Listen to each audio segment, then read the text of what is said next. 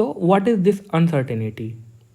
सो अगर मैं एक क्लासिकल एग्जांपल लूँ, तो मेरे पास अगर एक कॉइन है, फेयर कॉइन, अगर मैं उसको टॉस करूँ तो हेड आएगा या टेल आएगा, right? So I am uncertain about the outcome of tossing the coin. अगर मैं कॉइन को टॉस कर रहा हूँ तो उसका जो आउटकम होगा वो हेड भी आ सकता है या टेल भी आ सकता हो।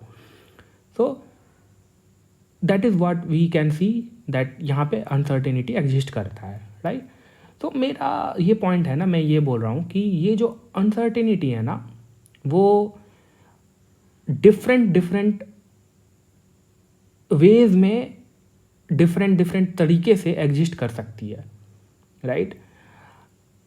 अब अगर मैं एक और एग्जांपल लूँ, जैसे कि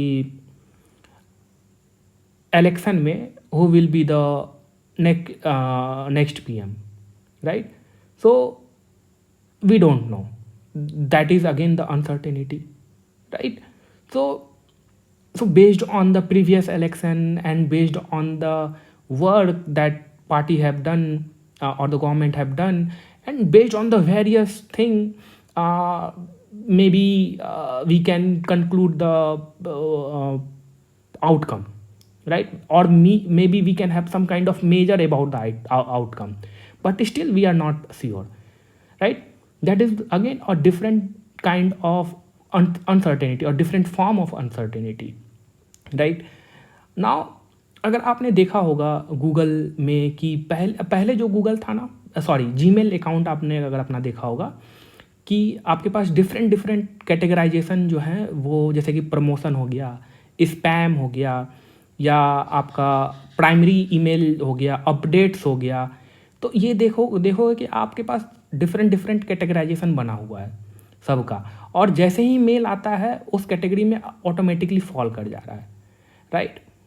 सो यहाँ पे देखो, यहाँ पे अगर मैं सिर्फ स्पैम और नॉट स्पैम के बारे में बात करूँ, तो कोई भी मेल कैसे सिस्टम डिसाइड कर ले रहा है इस अनसर्टेन थिंग को कि वो स्पैम में जाना चाहिए या नॉट स्पैम, मतलब कि हैम में जाना चाहिए, राइट? सो यहाँ पे आप ये चीज़ देखो कि कैसे हम लोगों के पास जो है अनसर्टेन थिंग जो है उसका मेजरमेंट करके, और the we can say by doing the measurement we are predicting कि वो मेल जो है वो स्पैम से बिलोंग करता है या हैम से बिलोंग करता है। हैम मतलब हो गया कि नॉट स्पैम, राइट? सो मेरा यहाँ पे ओवरऑल, मैं चीज़ों को अभी कॉम्प्लेक्स नहीं करना चाहता हूँ, ठीक है? मेरा ओवरऑल यहाँ पे ये पॉइंट है ना कि ये जो अनसर्टेनिटीज़ है, ये सिर्फ आपको एक क्लासिकल प्रॉब्लम जो कि हम लोग प्रोबेबिलिटी में सॉल्व करते हैं कि किसी डाइस को रोल किए तो what will be the chance that you will get the 6, right? तो ये अनसर्टेनिटीज़ जो है ना, that could have the different forms, right? And what we have done, हम लोगों ने क्या किया है कि हम लोगों ने एक प्रोबेबिलिटी थ्योरी डेवलप किया है। सो आप इसको इस तरह सोचो कि ये आपको एक फ्रेमवर्क है, this probability theory is a framework, right, that deals with the uncertainties, right? So we have some ways, right, और some rules to measure those uncertainties, right? So that is what we are going to go through in this course. So the interpretation of the probability itself has the different, right? अभी आपको दिमाग में आ गया होगा कि बहुत सारे इंटरप्रिटेशन हो सकता है प्रोबेबिलिटी का। So I am not going to go into the details of the interpretation of the probability, because हमारा यहाँ पे एम क्या है कि अगर अनसर्टेनिटीज है, then how I can deal with that, right? That is what we are going to learn, right? Okay, so let me start with a very easy thing. So I am going to see the probability through the sets, right? So we will keep this thing simple, and at the initial stage we will just see how we can model uncertain situations using sets, right? And as we go on the course, we will have the different kinds of interpretation of the probability, and we will see how to deal with them, right.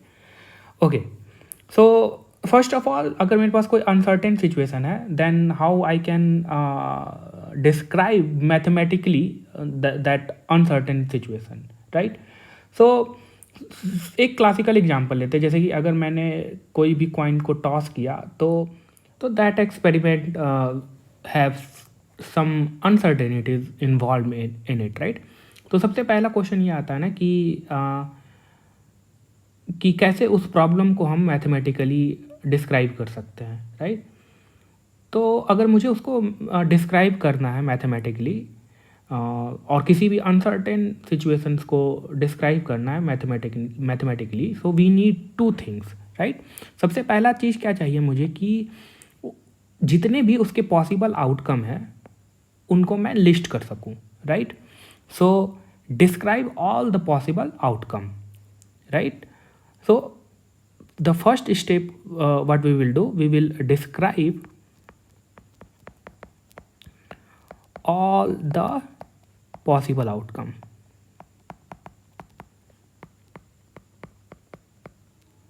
right. और जैसे कि coin toss का मैंने example लिया, तो इसमें possible outcome क्या क्या हो सकते हैं. टोटल पॉसिबल आउटकम यानी तो हेड हो सकता है यानी तो टेल हो सकता है, right.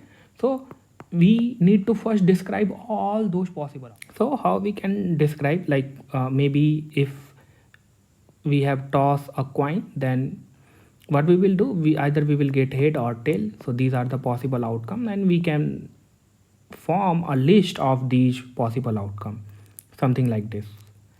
So this list is nothing but you can also say it set also, right. So this is a set. So now we have the all possible outcome in form of the list or a set, right. अब जैसे कि आपने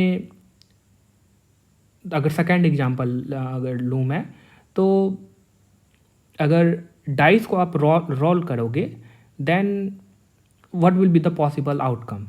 So all those possible outcome we are going to make a list of all these possible outcomes. So 1 2 3 4 5 6. So this is a list or a set of all these possible outcome. So we can describe all these possible outcome in form of a set, right. And this is nothing, what we call is that the sample space. So this is sample space of a experiment, right. Now once we have all those possible outcome, next step क्या आता है ना कि ये describe करना हर एक outcome का कि how much likely that this outcome will occur और how much likely that this outcome will occur, right. So we can specify the likelihood or we can describe our belief about likelihood of outcome by specifying the probability loss, right. So देखो overall point क्या है ना कि हम लोगों को क्या measure करना, अनसर्टेनिटी मेजर करना, right. So at the end हमारा बिलीफ क्या है, that belief could be from the experience, that belief could be from the data, that belief could be from the past, right.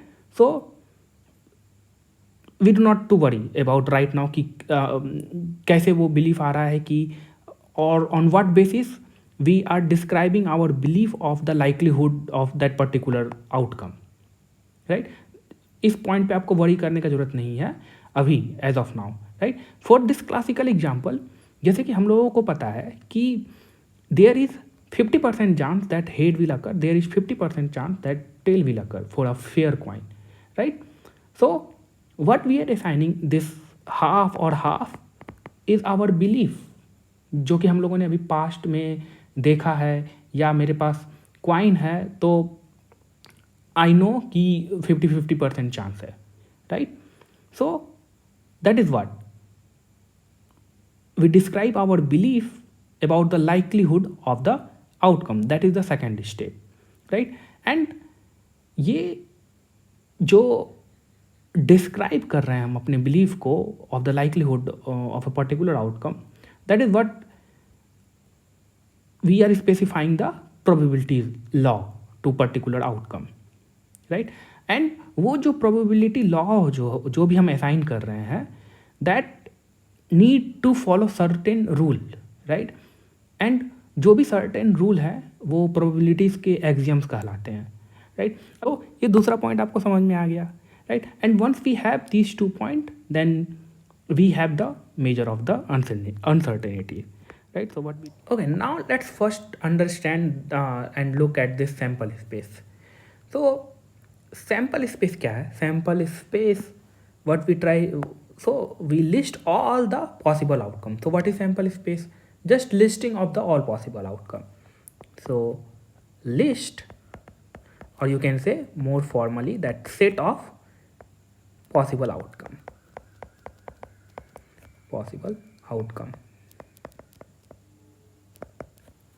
अब ये जो list जो भी मेरे पास बन रहा है ना, so it has to be mutually exclusive and collectively exhaustive, right. So this list should be mutually exclusive. अभी हम लोग देखेंगे कि ये म्यूचुअली एक्सक्लूसिव और कलेक्टिवली एग्जॉस्टिव क्या होता है। So this list should be mutually exclusive and collectively exhaustive,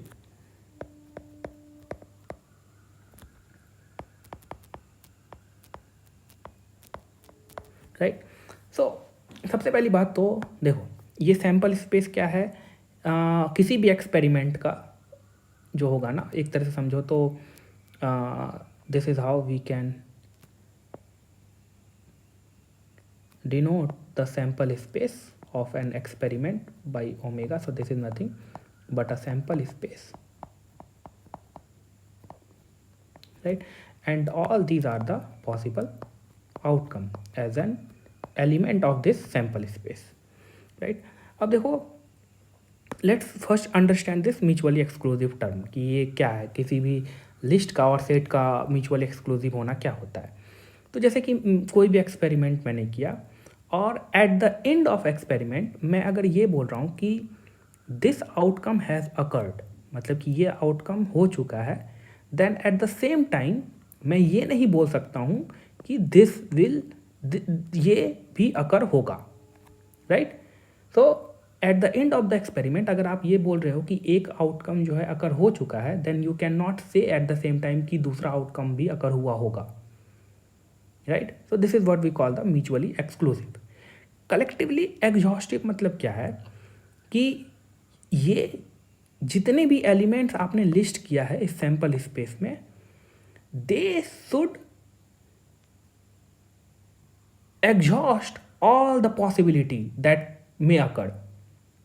अब मैं एक एग्जांपल लेता हूँ, जैसे कि आपने सिंपल कॉइन को टॉस किया, राइट। तो कॉइन को टॉस किया, आपने क्या किया कि जितने भी पॉसिबल आउटकम है उसको आपने लिस्ट किया, and this is the all possible outcome, right, and this will form a sample space, right. अब कलेक्टिवली एग्जॉस्टिव का मतलब क्या है, मैं क्या बोल रहा हूँ कि जितने भी एलिमेंट इस सैंपल स्पेस में हैं, they are going to exhaust all the possibilities. अब जैसे कि आपने कॉइन टॉस किया है, तो क्या क्या पॉसिबल थिंग हो सकता है, यानी तो हेड आएगा, यानी तो टेल आएगा, इसके अलावा और कुछ पॉसिबल थिंग तो नहीं हो सकता है ना। आइडियली ऐसा नहीं कि हम ये सोच रहे कि कॉइन जो है हवा में अटक जाएगा, ये सब चीज़ें नहीं। आइडियल जो कॉइन टॉस किए, कॉइन ज़मीन पे गिरा तो हेड आएगा, टेल आएगा। These are the all possible things, right, that may occur, right. अब ये सैम्पल स्पेस क्या है, जितने भी पॉसिबिलिटीज़ हो सबको एग्जॉस्ट कर रहा है, क्योंकि सैम्पल स्पेस में हेड भी है, टेल भी है। अब सेकेंड एग्जाम्पल ले सिंपल, तो डाइस को अगर रोल करेंगे तो यानी तो 1 आएगा, यानी तो 2 आएगा, यानी तो 3 आएगा, यानी तो 4 आएगा, यानी तो 5 आएगा, यानी तो 6 आएगा, राइट। तो उसका सैम्पल स्पेस में 1 भी रहेगा, 2 भी रहेगा, 3 भी रहेगा, 4 भी रहेगा, 5 भी रहेगा, 6 भी रहेगा। दैट मीन्स कि this sample space is collectively exhaustive because at the and जो भी एक्सपेरिमेंट होने के बाद रिजल्ट आएगा वो इसी सैम्पल स्पेस में से कोई ना कोई एक एलिमेंट होने वाला है। दैट मीन्स कि this sample space is collectively exhaustive, right? So sample space should be mutually exclusive.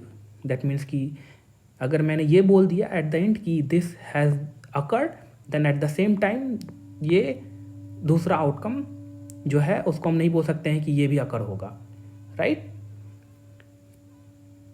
And collectively exhaustive मतलब क्या कि सैम्पल स्पेस में जितने भी एलिमेंट्स हैं they should exhaust all the possibilities, right?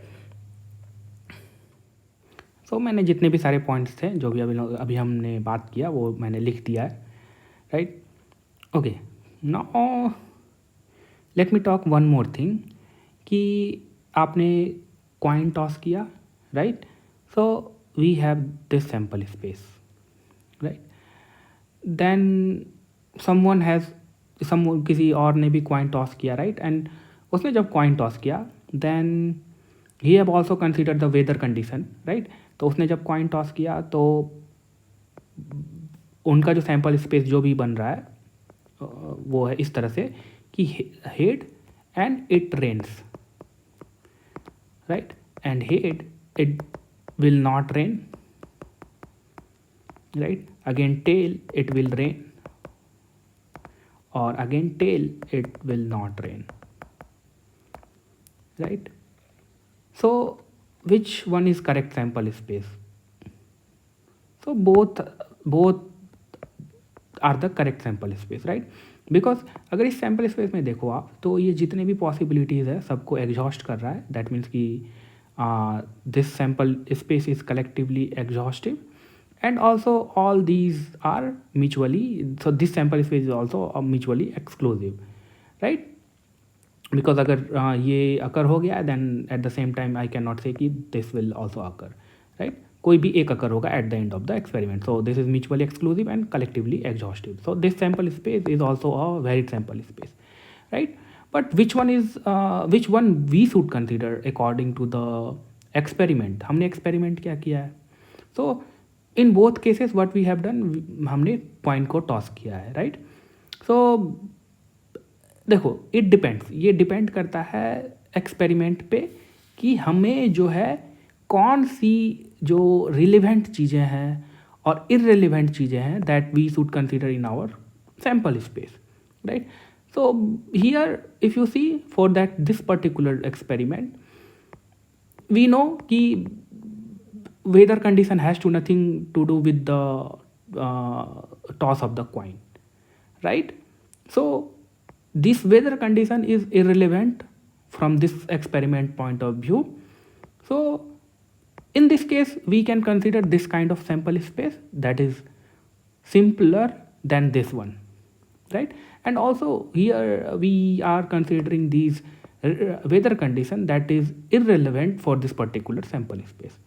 But both of these sample space are the correct sample space and it depends on the problem, right? It depends on the scenario और it depends कि हम लोगों को sample space में कितने relevant चीज़ों को रखनी है और कितने irrelevant चीज़ जो कि हम neglect कर सकते हैं and we can make our sample space more simpler, right? That is one thing that I wanted to discuss, right?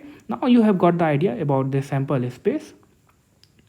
So this sample space could be discrete, right? And with continuous, right? So we will see in next video what are the types of sample space, and also we will look at the few examples on the sample space, right? Then after that we will come to this probabilities law, right? And we will see that in order to specify the probability law we need to follow certain rules, and those rules that we call the probability axioms, right? That is all in this video. Thank you.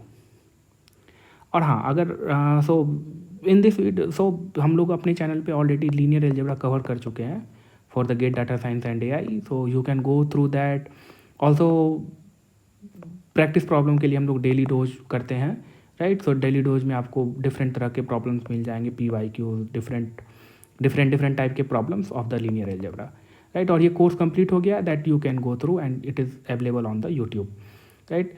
And also अभी जो currently हम लोगों का Python programming और data structure and algorithm in Python चल रहा है continue, right. And Rajeev sir is taking that course and we are almost done with the stack, right? So that course will also going on, right? So आप वो भी उसके through भी जा सकते हो। एंड ऑब्वियसली अगर आप यहाँ तक पहुँचे हो तो probability is also going on, right. So अभी तक भी अगर आपने ये रियलाइज नहीं किया है, this is the you can say a good resource to prepare, right? And all these things are completely free, right? So you can access all those things in on YouTube, right? So अभी तक अगर आपने हमें join नहीं किया है, then do subscribers and also अगर आपने सब्सक्राइब कर लिया है, अगर आप हमारे वीडियोस के थ्रू जा रहे हैं and if you are finding it valuable, then I would say comment it, let us also know कि you are watching our videos and also like those videos, right? That is all from our side. Thank you.